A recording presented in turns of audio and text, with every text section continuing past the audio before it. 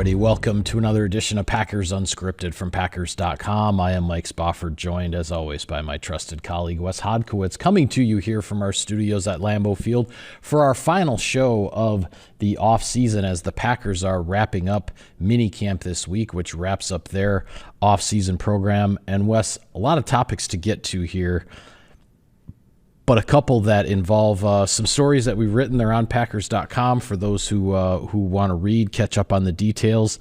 A really interesting piece of news on Tuesday when the players are going through the individual drills. They're separated into all the different position groups, and suddenly number 80 in a white jersey is working with all of the cornerbacks in their green jerseys during individual drills, and we were all on the sidelines going, what in the world is going on? Well, Bo Melton, they're experimenting a little bit here with Bo Melton, the wide receiver, and maybe also a cornerback. What I enjoyed the most about that is it's not uncustomary to see the defensive backs and receivers working together during individual periods. I remember all the times, like, for years, it'd be like Jair Alexander and Romeo Doubs be working off to the side together because they weren't involved in the special teams period or whatever. Right. So I wasn't sure at first. It was, hey, does Bo Melton have to go down there because they're going to try to run a specific type of route stem against the corners? And then next thing you know, it's like, oh no, Bo Melton's in a back pedal right now. I said this in three things, but it seems like almost every year there's something that catches your eye, right? Yeah. Alex Magoo going from quarterback to wide receiver. You go back 12 years ago, Mike Neal showing up for training camp 30 pounds lighter than he ended the previous season. Yeah. Or minicamp from the previous season. Right. James Looney moving from defensive line to tight end. Yeah. The Packers have done some. Herb Waters going from receiver to cornerback. A lot of different things that have happened over the time here. But this one's a little bit different because, as Bo said, he is a receiver. He is a wide receiver. This whole experiment they're doing was made with the idea that he is still going to be a wideout. Now, that being said, if it works, it works. To use Bo's own language. So some interesting backstory to this. Obviously, his younger brother Max was a second-round pick, plays cornerback for the Arizona Cardinals. They saw each other last year in that Week 6 matchup between the two teams. Bo mentioned he played two ways, like a lot of high school kids do, back in his early football days. But kind of flirted with cornerback a little bit when he got on campus at Rutgers, but ultimately they kept him at receiver, and that's where he's played in the NFL up until this point. He's been in Green Bay now for 2.5 years. So we'll see where it all goes, but certainly when you're looking for different storylines to follow during a mini camp in June, there's not a whole heck of a lot else going on. Bo Melton was a very popular man in the Packers interview room on Wednesday. Yeah, it's been an interesting topic to discuss this week. And as you said, we will see where this goes. It's the kind of thing that, at least right now for me, and maybe it's because I'm the old curmudgeon here, it's not something I take too seriously at this point. And by saying I'm not taking it seriously, I'm not saying that it's some kind of a joke or whatever, but I'm just looking at it as this is highly experimental in what they're doing. Now, if we get to training camp and they're putting on pads in training camp and Bo Melton is taking 11 on 11 reps at cornerback, or if he gets into a preseason game at cornerback and he's out there, guarding somebody at wide receiver in the third or fourth quarter of a preseason game in August, now we're having a different discussion about exactly what his path potentially to a roster spot is. So very much wait and see to see where this ends up going, but certainly an interesting story. Another one, we've talked about him a little bit on the show, Mecole Hardman, the free agent wide receiver who was signed by the Packers. It was about a week to 10 days or so into free agency, like right in that range. And he has made, I guess I would say, probably the two biggest highlight reel plays of the first two practices of minicamp. As the time we're recording this, we haven't gotten out to the practice field for the final minicamp practice yet. But the 2-minute drill at the end of each practice has been really the only 11 on 11 that's been full speed and competitive, not at the 3/4 jog through type of speed. And at the end of those 2-minute drills, Mecole Hardman has made a couple of amazing plays with Sean Clifford at quarterback, kind of a desperation fourth down or last play with the clock running out kind of thing. He's amidst all these bodies in the middle of the end zone and jumps up and hauls in Clifford's pass one-handed for a touchdown. And then on Tuesday, he's in the 2-minute drill with the number one offense and Jordan Love. And Love gets off an incredible throw against the blitz. And Hardman, with his speed, has beaten the defense deep and, runs under a perfectly thrown ball right over the shoulder, takes to the house, ends up, right around a 75-yard touchdown. With what's going on in this receiver room, we've talked about it so much with the guys coming back. You sign a guy like Hardman, you spend 2 of your first 3 draft picks at wide receiver. It's going to be unbelievably competitive through training camp and the preseason to see how this roster shakes out. But man, Mecole Hardman, you can't make a better impression in June than a veteran guy coming into a brand new team and what he's showing out there on the field right now. In an absolutely stacked and loaded position, right? So for Hardman signing and then the Packers drafting in the first round and the third round guys at his position, that looks like an arduous journey to trying to make a roster spot. But it almost in some ways, even though Hardman has a lot of pelts on the wall as a 3-time Super Bowl champion, in some ways it almost reminds me of, back in 2018, Packers drafted 3 wide receivers, but yet Jake Kummerow still made himself undeniable and ends up making the roster at the end of that camp. I mean, the Packers have shown time and time again that if you make the plays, they will make room for you. And Mecole Hardman, when it comes to making a positive first impression, was very visible out on the field on both Tuesday and Wednesday. What impressed me the most about that second catch, what was ultimately a 73-yard touchdown pass, which, like you mentioned, the Sean Clifford play was at the end of a 2-minute. It was the last play. They barely got the snap off, 4th down and 19 or 11, whatever it was. Well, this play that they were able to pull off with Jordan Love was also with the offense up against it, way back in their own territory after a sack. And Hafley was coming after him. He was sending blitzes play after play in that 2-minute drill. Yeah. It was pretty amazing. Yeah, I mean, and that was one of the things too. Xavier McKinney wasn't ranging in the center field. He blitzed once, got a sack, was part of the other package with Lucas Van Espien right up there in Love's face. A little bit of debate about whether or not he got home or not. But Valid. for Love to be able to unfurl that pass and for Hardman to look through traffic, he had both Evan Williams and Gregory Jr. on him. Pulling that ball in and keeping his stride, it could not have worked out any better. When it comes to plays as far as covering minicamp in the heart of the offseason program, it's about as pretty as you're going to find. Yeah, I want to say a couple things, too, with regard to Mecole Hardman and his professionalism. He actually didn't have any idea when he signed that he was going to be the oldest wide receiver in that position group. Yeah. That actually kind of surprised him. But welcome to Green Bay. Yeah, and I detail some of this in the story that I have up on Packers.com. So he signs, I believe it was March 20th when the signing was official. So a little more than a month later, the Packers draft 2 wide receivers in the first 3 rounds. Not exactly the situation he thought he was walking into in terms of trying to make the roster, because the Packers didn't sign any of the big name wide receivers in those first few days of free agency. They ended up getting him sort of in week 2 of free agency. But then they invest 2 of these top draft picks, 2 of the high draft picks at wide receiver. But what does Hardman do? He actually texts both of those guys, Matthew Goldman, Savion Williams, and Hardman hasn't even been in Green Bay, but he texts them like, "Hey, congratulations on getting drafted. Welcome to Green Bay. Hey, let's go, let's do this." I mean, you can't be more professional than that. To reach out to these guys that you're going to be competing with, and guys that you didn't even know you were going to be competing with, and extending sort of like that that veteran hand to say, hey, let's go, let's do this together. The other thing I'll say from that Monday practice. He makes the great one-handed catch in traffic in the end zone on a throw from Sean Clifford. Mecole Hardman's a 7-year veteran who's got 3 Super Bowl rings and scored an overtime touchdown in the Super Bowl to win one of the most historic touchdowns in NFL history. But he's not out there saying, what am I doing out here with the number 3 quarterback in a 2-minute drill? What does he do? He goes out there and makes a play. Yep. That's the professionalism of a player like Mecole Hardman. And while I don't think there's any guarantee because of how crowded things are, and you never know how these things are going to sort themselves out with the roster, there's certainly no guarantee that Mecole Hardman makes the 53 at the end of training camp. It will be a fight. It will be a battle. But you can't deny how professional this guy is and what he has brought since he arrived in Green Bay. And the fact that he was as steadfast as he was, there's sometimes where guys will get drafted at a player's position, they'll go to the front office and be like, hey, I want to do something different. I just signed here that was under this standpoint. Now I want to go try to test the market again. We've seen that happen in places. But for Hardman, and credit to him that he's willing to go that extra mile, prove that I'm going to show everybody that I can still do this thing at the highest level.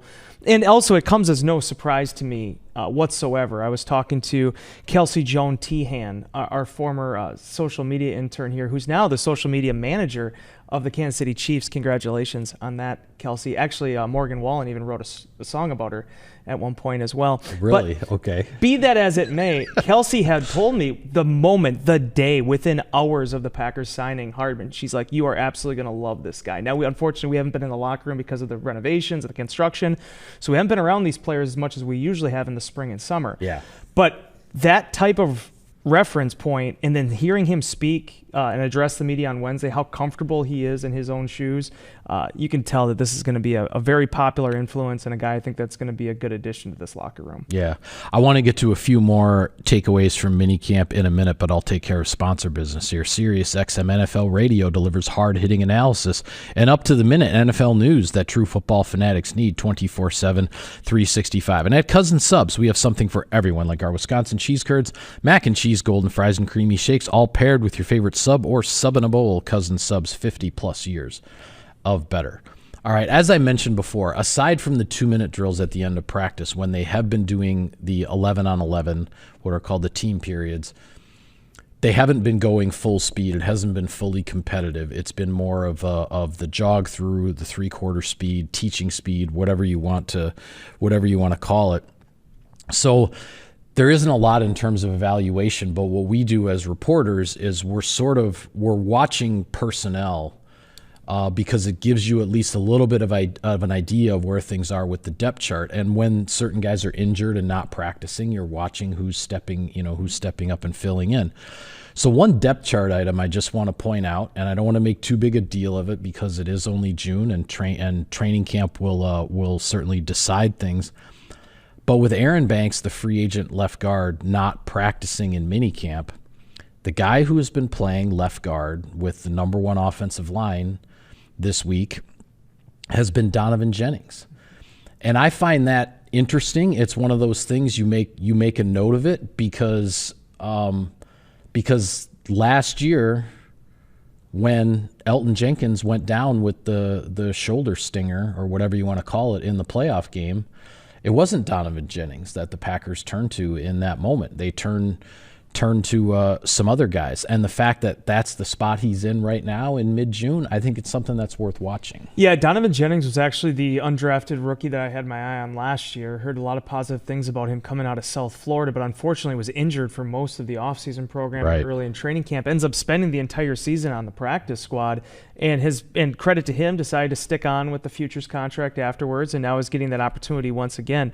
A very gregarious, pleasant fellow. We still haven't had a chance to really get to know him very well, but from everything that I've gathered, and he comes with serious credentials at that guard position. And when we talk so much about the day 3 picks and the Packers finding guys in 7th round that could potentially become NFL players, we often overlook their history at the undrafted route as well. I mean, when you think back to the Lane Taylors of the world, a really productive, hyper-competitive guy out of Oklahoma State that just didn't quite have all the measurables that NFL scouts wanted to see, but then ends up playing 8-9 years in the NFL because he's just a football player. So Jennings getting this shot, and you got to remember, there's still a lot of depth there, even without Aaron Banks on the field. You have Kadeem Telfort last year was on the roster all season. They didn't turn to him at that spot. They didn't look at some of these other guys. They said, hey, we're going to take an extended look here at Jennings, and certainly any of those reps you can get, even if it is the non-contact, shell practices of the offseason, those are still a chance to make an impression and show the coaches how far you've come. Yeah, any other depth chart items that have caught your eye this week as the offseason program wraps up? I think one thing. Okay, so two different parts of this. The first one is, and I've talked about this as when we've been discussing the cornerback situation. You're seeing the wheels turn with the Packers' mind and in Jeff Hafley's mind with how these cornerbacks are going to go. And you've talked about in some of your content with Javon Bullard being that nickel-type cornerback option as well, depending on where Nate Hobbs is playing. And in this case, Hobbs wasn't on the practice field on Wednesday when we were out there. So that afforded Bullard some snaps in the slot. You have Keyshawn Nixon that can play inside or outside. So while I understand that they're a little bit nervous, a little bit concerned about what's all going to happen there. We were talking with Evan Williams in the interview room on Wednesday, and he said he has no concerns whatsoever with this cornerback room based on what the proven guys have shown and the versatility of all those individuals. The Packers can move around a lot of pieces there if that's what they want to do. And if I may close on this, you mentioned Mecole Hardman, earning opportunities. Doesn't matter if he's with the 3s or the 2s. What happens a lot of times, he makes a big play in a 2s, 3s period in the 2 minute. What happened the next day, Mike? He was working with the 1s. Exactly. That's what it comes down to. Matt LaFleur said at the podium, he's like, a lot of this is just finding people and giving them an opportunity. We're not reading too much into this. We're just trying to get a look at guys. But the more you make an impression with those looks, that's where you get into the second week of training camp. That's where you get to family night. That's where you get to that first preseason game against the Jets, where now, okay, you start to see the pieces really start falling into place and who's really separating himself from the pack. Yeah, and the other note I'll make with regard to kind of depth chart that has I think it's sort of been under the radar a little bit, and maybe it'll get more attention in training camp, but obviously there's going to be so much attention on the competition at wide receiver and Jordan Morgan battling with Rasheed Walker at left tackle, with Sean Ryan at right guard for starting spots there. And those are going to be significant, no doubt about it. But watching the rotation with the edge rushers I'm glad you said that. Minicamp this week, because most of the time when it's the first unit, the 2 edge guys are Rashawn Gary and Lucas Van Ness. But we have seen some reps where Kingsley Enagbari is across from Rashawn Gary, or Brenton Cox Jr. is across from Lucas Van Ness. I saw one yesterday where Barron Sorrell, the rookie 4th-round draft pick, was across from Rashawn Gary. So the Packers are going to want and need a rotation of those edge rushers. They want to have a lot of depth there.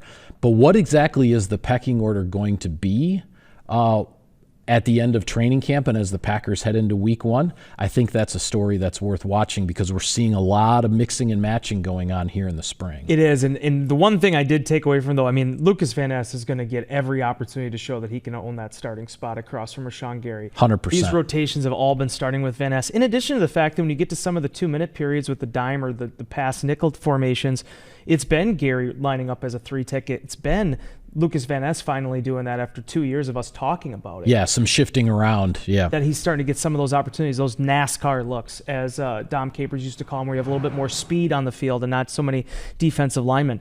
The Packers have a ton of options at their edge rushing position right now. I think, Brenton Cox Jr., the way that he finished last year, Barron Sorrell has had a sack already in the team periods that we've watched. So, yeah, seeing who emerges from that is going to be very interesting. In addition to the fact, with Quay Walker not practicing right now with some injuries, things going on, you've seen Tyron Hopper calling the defense. You've seen Edgerrin Cooper calling the defense. We're seeing a lot of Isaiah Simmons in the number 1 periods. The Packers know Isaiah McDuffie can handle those responsibilities, but they're now giving some of those younger guys an opportunity to show that they can, wear that headset as well. And I should say, with regard to the edge rusher situation, that another rookie draft pick, Colin Oliver, he has not been practicing. He's been in the rehab group, an unspecified injury. They don't, reveal injury details at this stage of the offseason. But certainly another guy to watch come training camp, assuming everything's going to be okay there. But we have not seen him